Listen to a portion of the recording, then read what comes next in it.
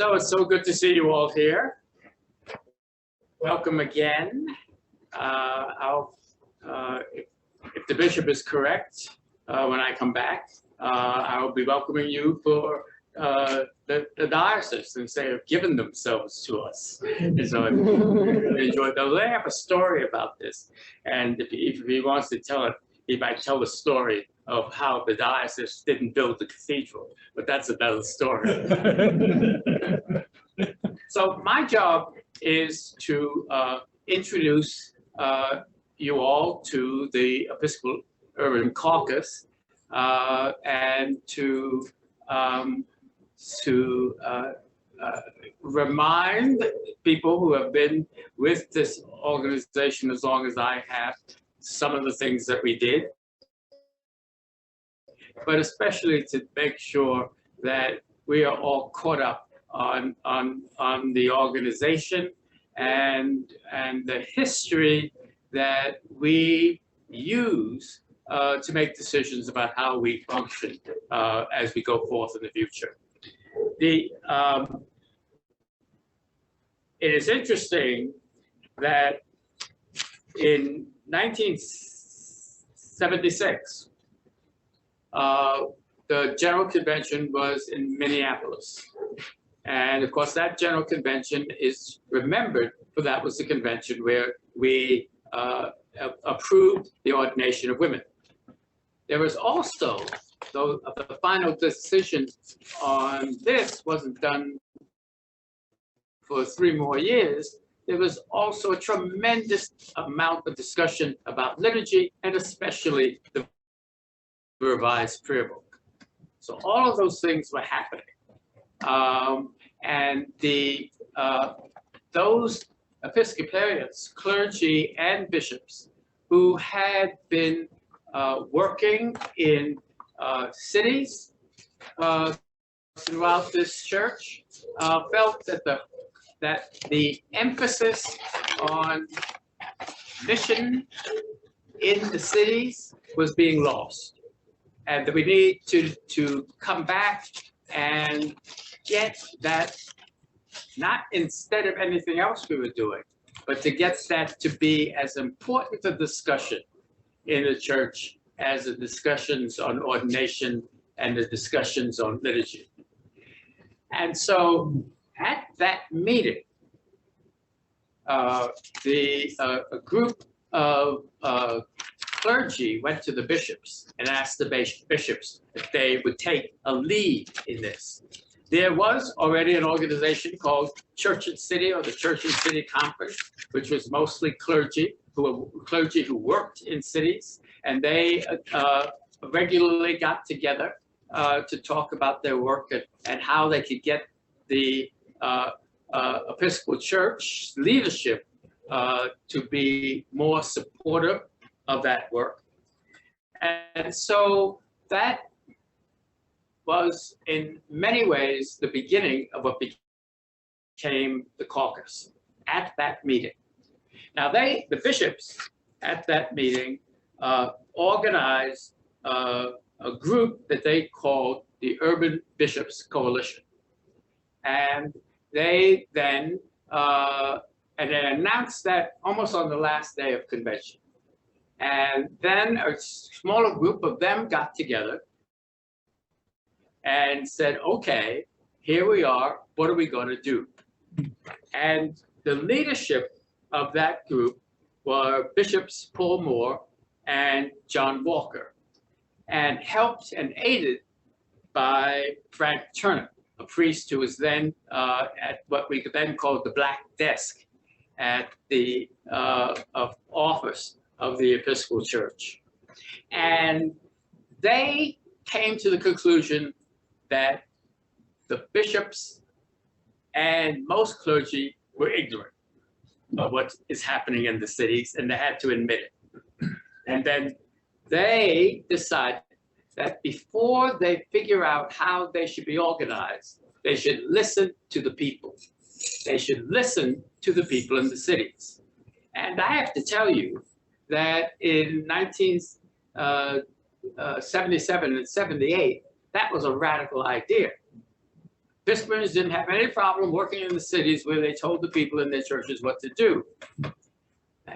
But here they were saying, wait, we better, let's see if we can listen to them. And they invented this interesting idea of having hearings, and that they would have these hearings around the country, and the hearings were sponsored by the Urban Bishops Coalition, and then they decided that they needed to get a few people on a kind of ad hoc staff to help them form these several hearings, and they invited a great layman from Detroit, Hugh White,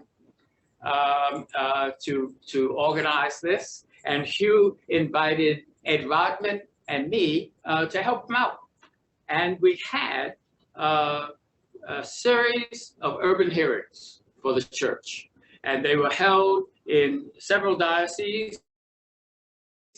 They even went to the bishops of Province 9 and said they wanted to make sure that they were listening to people in cities outside of the continental United States. And Province 9 suggested 2 or 3 cities. They're all great places to go to. And but we only had enough money to do one, and that one was held in Panama. And it was held by a great bishop of Panama, Bishop Shirley. And I remember I went down for the first meeting with him to try to figure out how we should do this in Panama. And he said to me, after about the first few hours of our discussion, he said, you know, everybody knows Panama City. You need to do this in another city. You need to do this in a city where almost no attention is given to the people there. You should do it in Cologne. And so those of you who don't know Panama, Cologne is a city on the other side of the canal. And so I went to Cologne and worked with the young priest there, who some of us know, Butch Naders. And that was the beginning of his career as a priest. And it was a wonderful time. We learned a lot about politics, learned a lot about being in a country with a dictatorship. We learned a lot about being in a country that was literally, the middle of it was literally owned by the United States in the canal. And in all of those cities that we went to, we had those kinds of experiences of seeing and hearing about something we had never talked about as an Episcopal church, but we talked about cities and talked about the people, the majority of the people who live in those cities. We then asked Joseph Pelham, who was then teaching at the Divinity School that was then in Rochester, New York, to take all these notes that had been compiled and make sense of them. And we had tapes of all these meetings. We had lots of written material that had been presented at these hearings.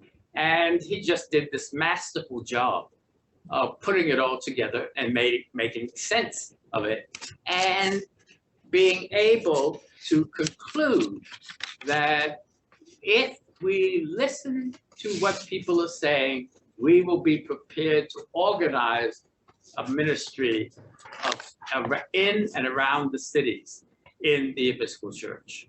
And that was, of course, Tahir Tahid, and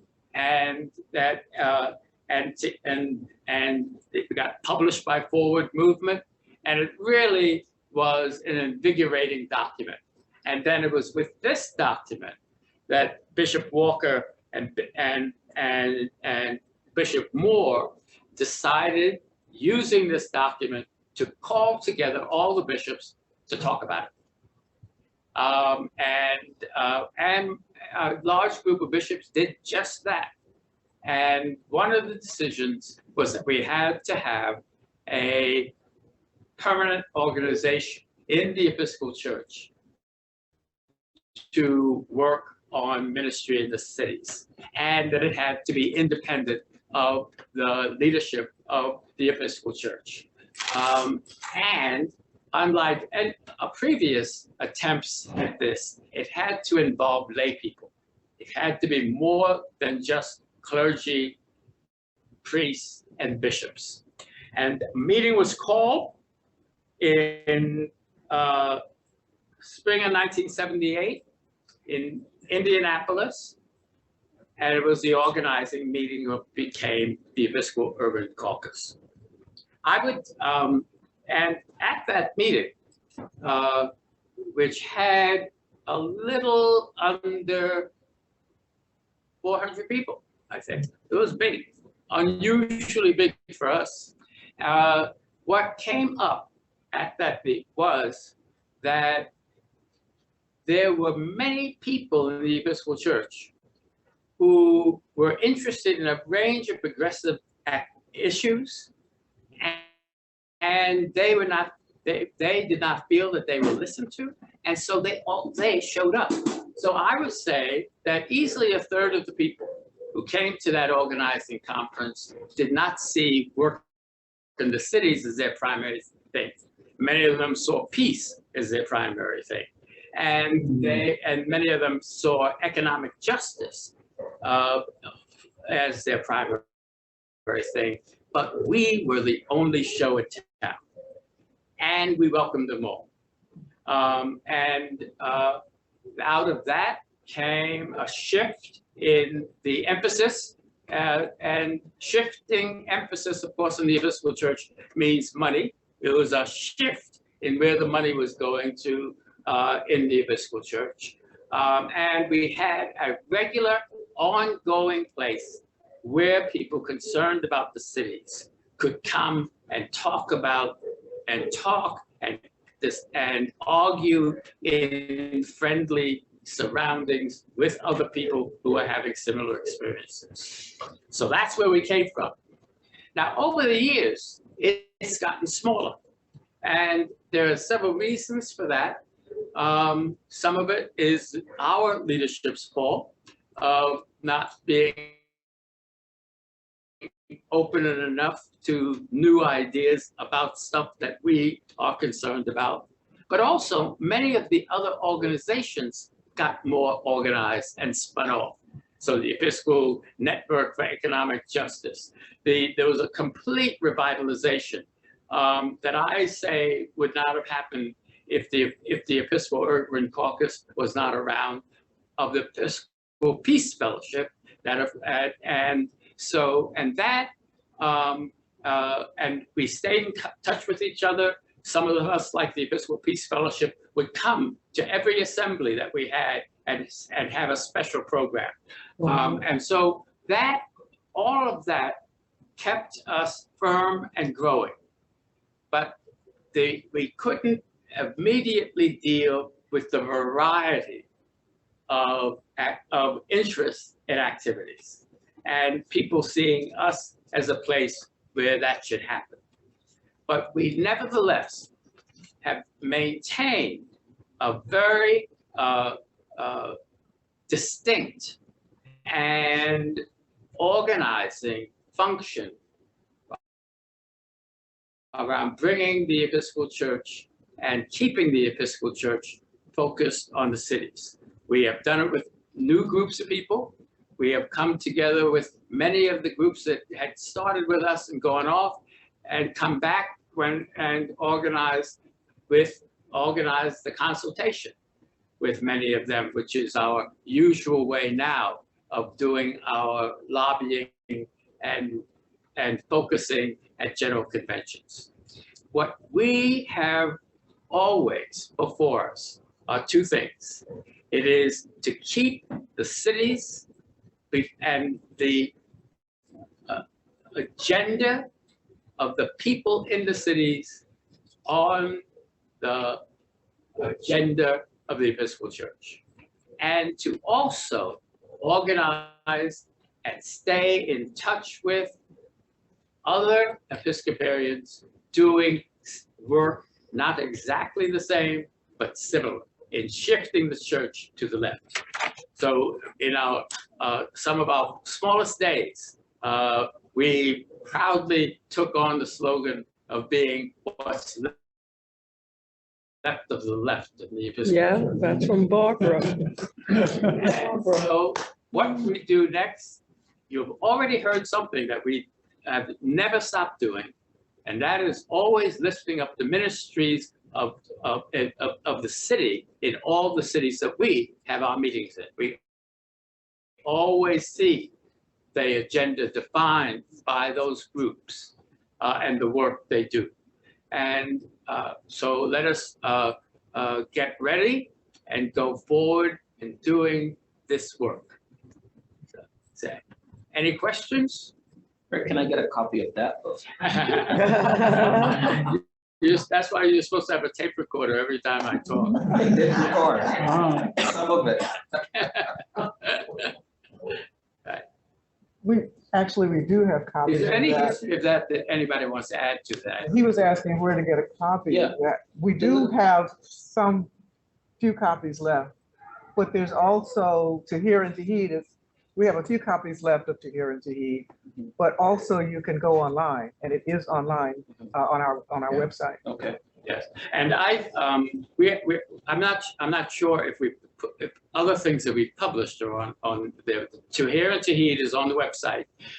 We also published a group of writings focused on the spirituality of doing this work. But Emmett Jarrett edited that piece, and that's the piece that brought us to having a rule of life. And then early on, we did an excellent piece on disarmament. That we published, and so there is all of that in our history. More and more of it will be done. Will be on our webpage because we have gotten a great webmaster, and so that's going very well now. All right, now let me just say one thing before we move on to prayer, and that is we are a democratic organization, and that means we have a board of directors, and the board of directors is elected by the membership. We make it very easy to become a member of the caucus. One way that you become a member of the caucus, you might not have read the fine print, but you paid for a membership in your registration fee. And so if you paid your registration fee, you're a member. And so everyone who's here should feel free to contribute to the members meeting when we have it, when it's that Friday. And absolutely do vote. We have, some people think it's a complicated voting system, but we are going to vote for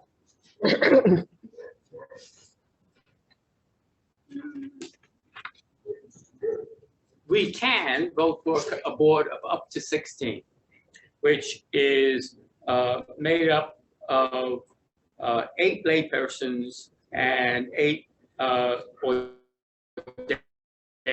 persons. And then because this was really the first time a lot of those lay people when we did the bylaws had ever been in a meeting with so many priests and bishops they felt had let them in, right? That there was a question about how independent were they going to be? And so 4 of the lay people who are on our board are only elected by our lay members. So for 4 lay people, the only people who can vote in that election to come up with those 4 are lay people. And that came out of figuring out a way to get away from some of the suspicion that many of the lay people had when we were here. And we sort of keep it now as a holy relic. All right. Okay.